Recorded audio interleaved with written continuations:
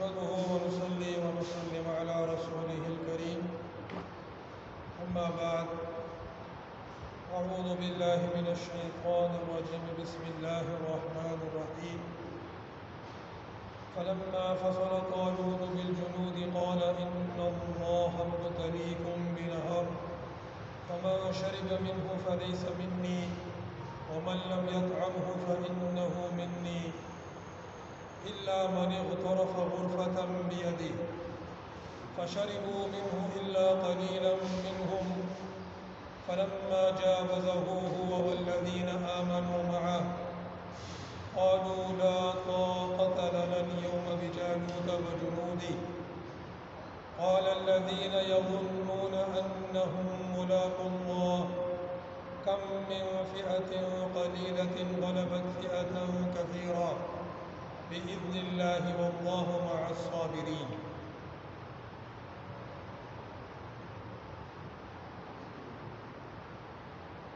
سورۃ البقرہ کی آیت نمبر 249 کی تلاوت کی گئی. طالوت اور جالوت کا واقعہ جو ہے وہ چلا آ رہا ہے اور اس درس میں انشاءاللہ اس واقعہ کا اختتام ہوگا. تو اللہ پاک نے طالوت کو مقرر فرمایا ان پر بادشاہ، اور اس کی نشانی کے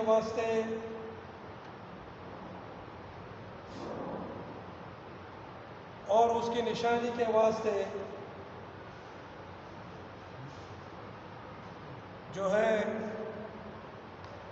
وہ تابوت بھی جو ہے وہ اللہ سبحانہ و تعالیٰ نے فرشتوں کو بھیجا اور وہ تابوت لے کر آ گئے، جس تابوت میں موسیٰ علیہ السلام اور ہارون علیہ السلام کے خاندان کے آثار موجود تھے. پھر جو ہے طالوت لشکروں کے ساتھ روانہ ہوئے تو انہوں نے کہا بلا شبہ اللہ تعالیٰ تمہیں ایک نہر کے ذریعے آزمانے والا ہے، سو جس نے اس میں سے پی لیا وہ مجھ سے نہیں ہے، اور جس نے اس میں سے نہ پیا تو وہ مجھ سے ہے، سوائے اس شخص کے جس نے اپنے ہاتھ سے ایک چلو پی لیا. پھر تھوڑے افراد کے علاوہ سب نے اس میں سے پی لیا. پھر جب آگے بڑھے طالوت اور وہ لوگ جو ان کے ساتھ ایمان لائے تھے تو کہنے لگے کہ آج ہمیں جالوت اور اس کے لشکروں سے لڑنے کی طاقت نہیں ہے. جو لوگ اللہ کی ملاقات کا یقین رکھتے تھے وہ کہنے لگے کتنی ہی کم تعداد جماعتیں اللہ کے حکم سے بھاری تعداد والی جماعتوں پر غالب ہو چکی ہیں، اور اللہ صبر کرنے والوں کے ساتھ ہے. تو بنی اسرائیل نے خود جو ہے اس بات کا سوال کیا تھا کہ ان پر ایک بادشاہ کو مقرر کیا جائے اور وہ اس کی سرکردگی میں عمالقہ کے ساتھ، جالوت اور اس کے لشکر کے ساتھ جہاد کریں گے، جنہوں نے ان کو بے گھر اور اولاد سے دربدر کر دیا تھا، ان کے گھروں سے اور اولاد سے. لیکن جب یہ صورتحال ہو گئی تو پھر جو سچے لوگ تھے وہ کم ہوتے چلے گئے، تو اسی طرح ہوتا ہے کہ اللہ سبحانہ و تعالی کا جو راستہ ہے اس راستے میں چلنا اور اس پر قائم رہنا، اس میں آخر میں جو صرف سچے ہوتے ہیں وہی رہ جاتے ہیں. لوگ جو سچے نہیں ہیں، جو جھوٹے لوگ ہیں،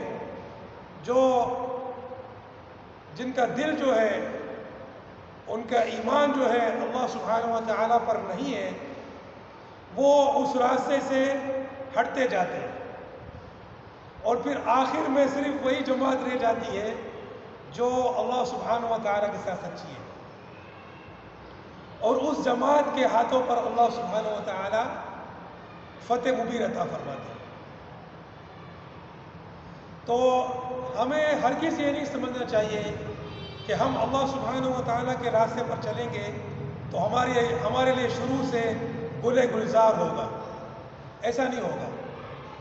شروع سے سدا بہار اور گل گلزار ایسا نہیں ہوگا، بلکہ راستے کے اندر رکاوٹیں اور تکالیف آتی جائیں گی، آزمائشیں آتی جائیں گی، اور جو سچے لوگ ہیں وہ جھوٹے لوگوں سے ممتاز ہوتے چلے جائیں گے. تو یہاں پر بھی ایسا ہی ہوا. پہلے تو لوگوں نے اسی پر اعتراض کر لیا کہ پہلے تو جب جہاد فرض ہو گیا، اللہ سبحانہ و تعالیٰ نے طالوت کو مقرر فرما دیا، تو اسی وقت بہت سے لوگ پلٹ گئے، اور لوگوں نے یہ بھی کہا کہ طالوت کیوں بادشاہ بنا ہے، طالوت کی بادشاہت قبول نہیں کی، اس پر اعتراض کیا. پھر آگے طالوت تو ہو سکتا ہے اس سے پہلے بھی کتنے لوگ پیچھے رہ گئے. پھر جب طالوت جو باقی رہ گئے ان کے ساتھ آگے بڑھے تو گرمی کا موسم اور پیاس کی حالت ہے، گرمی کا موسم ہے، اور اللہ سبحانہ و تعالیٰ کی طرف سے یہ مقرر ہو گیا کہ اب ان کا امتحان ہوگا. تو ظاہر انبیاء کرام بنی اسرائیل کے ساتھ ساتھ ہوتے تھے، جیسا کہ یہاں پر بھی انہوں نے اس وقت کے نبی جو ان کے درمیان تھے، ان کے نبی جو تھے، ان سے درخواست کی تھی کہ ہم پر بادشاہ مقرر کیجیے. تو اسی نبی کے ذریعے سے طالوت کو یہ کہا گیا ہوگا کہ آپ اعلان کر دیجئے کہ ابھی اس سخت پیاس اور گرمی میں تم لوگ سفر میں ہو اور سفر کر رہے ہو، شدت کا جو وقت ہے، اب جو نہر آئے گی اس کے اندر اللہ پاک کی طرف سے تمہارا امتحان ہوگا. تو طالوت نے اعلان کر دیا کہ بھائی تمہارا امتحان ہے، اللہ پاک کی طرف سے تمہاری آزمائش ہے کہ یہ جو نہر ہے اس میں سے جو پانی پیے گا چلو بھر سے زیادہ، چلو بھر کی اللہ کی طرف سے رخصت ہو گئی کہ ایک چلو پانی پی لو، اگر اتنا پیو گے تو ٹھیک ہے، اگر اتنا پی لو، اس سے زیادہ نہیں پیو تو ٹھیک ہے، امتحان میں پاس ہو، اس سے زیادہ پیو گے تو امتحان میں فیل ہو اور تم ہمارے ساتھ آگے نہیں بڑھ سکو گے. تو یہاں پر ایک بات سمجھ لینی چاہیے کہ اسباب اور تعداد اس کی کوئی حیثیت نہیں. اب وہاں پر دیکھو جالوت اور اس کے لشکر کے ساتھ مقابلہ ہے، ایک جو ہے وہ جابر اور طاقتور بظاہر اسباب کے لحاظ سے لوگ ہیں، ان کے ساتھ مقابلہ ہے. تو بظاہر جو لوگ اپنی اپنی حکمتوں کی باتیں کرتے ہیں کہ ان کی جو مزعومہ حکمتیں ہیں اور مصلحتیں ہیں، اس کے اعتبار سے وہ کہتے ہیں کہ ہمارے پاس بھی اتنی تعداد ہونی چاہیے، ہمارے پاس بھی ایسے ایسے اسباب ہونے چاہیے. لیکن اللہ کی مدد اور اس کی نصرت جو کہ اس کی فرما برداری سے حاصل ہوتی ہے، اس کے بارے میں سوچتے بھی نہیں. مگر یہاں پر اللہ سبحانہ و تعالی ہمیں دکھا رہے ہیں کہ تعداد اسباب اس کی کوئی حیثیت نہیں ہے. یہاں پر بھی دیکھو کہ جبکہ زیادہ سے زیادہ تعداد کی اسباب کی دنیا میں ضرورت ہے، زیادہ سے زیادہ لشکر کی، زیادہ سے زیادہ اسباب اور مال و متاع کی کہ جتنا آدمی فراہم کر سکتا ہے وہ فراہم کرے، لیکن یہاں پر بھی اللہ سبحانہ و تعالیٰ نے چھانٹی کر دی. چھانٹی کر دی، ایک رندہ جو ہے وہ گھما دیا کہ جو کچرا ہے وہ صاف ہو جائے، جو کچرا ہے وہ صاف ہو جائے. تو یہاں پر بھی امتحان ہوا اور بہت سے لوگوں نے خوب جی بھر کے پانی پیا. ہاں، بہت سے لوگوں نے سخت پیاس کی حالت ہے، شدت ہے، اور جی بھر کے پانی پیا، اور یہ لوگ جو ہے وہ نامراد ہو گئے، ان کو جو ہے وہ مردود قرار دیا گیا. اب جو ہے جو باقی لشکر جو تھا، جو بہت ہی قلیل رہ گیا تھا، وہ آگے بڑھا. تو یہاں سے یعنی کہ اسباب اور تعداد کی کوئی حیثیت نہیں، وہ کرتے چلے جا رہے ہیں. اصل حیثیت ہے کہ کون اللہ سبحانہ و تعالیٰ کے ساتھ سچا ہے، کون اس کے ساتھ، اس کی نیت، اس کے اخلاص، اس کا عمل، اس کا ایمان اللہ سبحانہ و تعالیٰ کے فرمان کے مطابق ہے. تو پھر وہ جو ہے آگے بڑھا. تو جب وہ آگے بڑھا تو اب لشکر کی تعداد بہت کم رہ گئی ہے اور جالوت کا لشکر کے ساتھ سامنا ہو گیا. تو یہاں پر بھی جو ہے وہ اس لشکر کے اندر بھی ایسے لوگ نکل آئے جنہوں نے پست ہمتی کر دی. انہوں نے کہا قالوا لا طاقت لنا اليوم بجالوت وجنود، کہ آج تو جالوت اور اس کے لشکر سے لڑنے کی ہمارے اندر طاقت نہیں ہے. لا طاقت لنا، مطلقاً انکار کر دیا. لا طاقت لنا یعنی بالکل طاقت ہی نہیں ہے ہمارے اندر. یہ تو ہم بالکل بے بسی کی حالت میں ہم لوگ آ گئے ہیں. لا طاقت لنا، جس طرح امریکہ جب حملہ کرتا ہے یا نیٹو جب حملہ کرتا ہے تو لوگ کیا بولتے ہیں؟ لا طاقت لنا. امریکہ کے ساتھ نہیں لڑتا. سمجھے نا، امریکہ نیٹو یہ جو ہے جب کسی ملک کی طرف میری نگاہ سے دیکھتے ہیں تو وہ ملک بولتا ہے لا طاقت لنا، کہ بھائی ہمیں کوئی طاقت نہیں، ہمارے تو کوئی طاقت نہیں. سمجھے؟ تو لا طاقت لنا اليوم بجالوت وجنودی. تو آج جو ہے ہمارے اندر کوئی طاقت نہیں ہے، نہ جالوت سے لڑنے کی، نہ اس کے لشکر سے لڑنے کی. جالوت اور اس کے لشکر سے لڑنے کی، یعنی یہ مطلب ہے. تو اس وقت اب اس سے بھی کچھ کم لوگ رہ گئے جو بالکل پکے ٹھکے ہیں. انہوں نے کیا فرمایا؟ کم من فئۃ قلیلہ غلبت فئۃ کثیرہ باذن اللہ.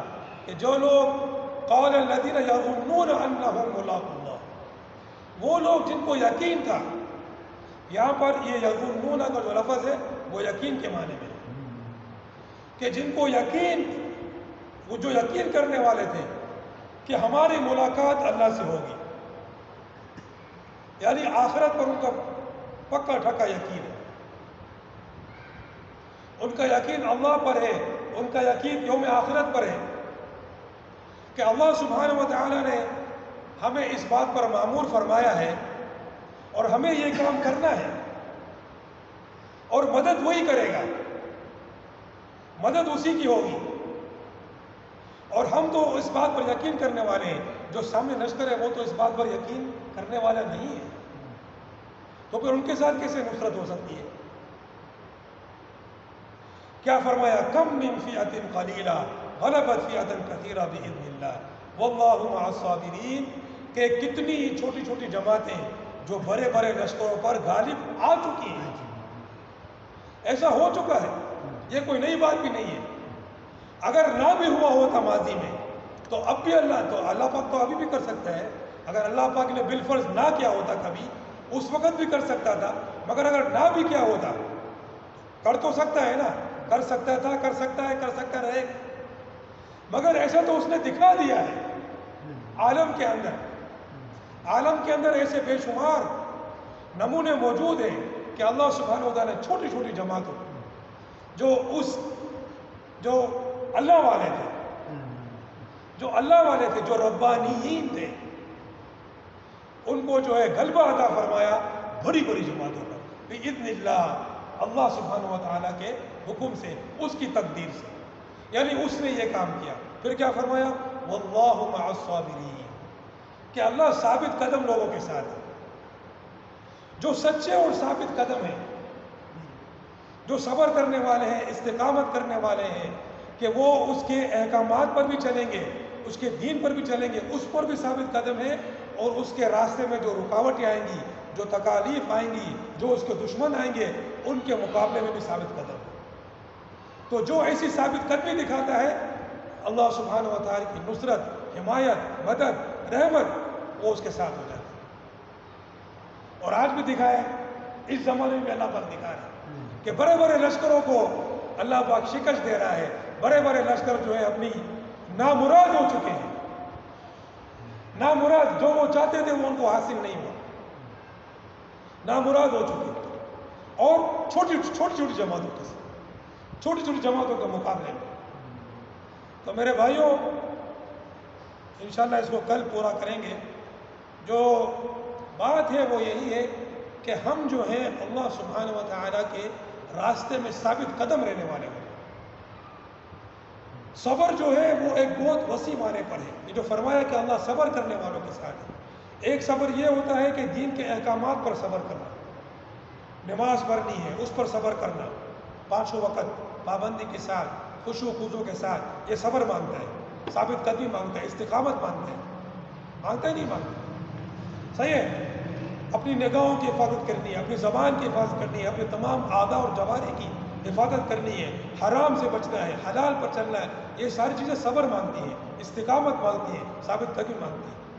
تو ایک تو یہ صبر ہو، اور دوسرا پھر اس راہ میں چلنے پر اور اس دین کو پھیلانے پر، اس دین کی سربلندی پر، اس دین کو دنیا میں نافذ کرنے پر، اس اللہ کے قانون کو جو ہے وہ زمین کا قانون بنانے پر جو جہاد فی سبیل اللہ کرنا ہے اور طواغیت کو ہٹانا ہے، اس کے اندر بھی جو بڑی بڑی رکاوٹیں آئیں گی، جو بڑی بڑی تکالیف آئیں گی، اس میں بھی ثابت قدم رہے گا.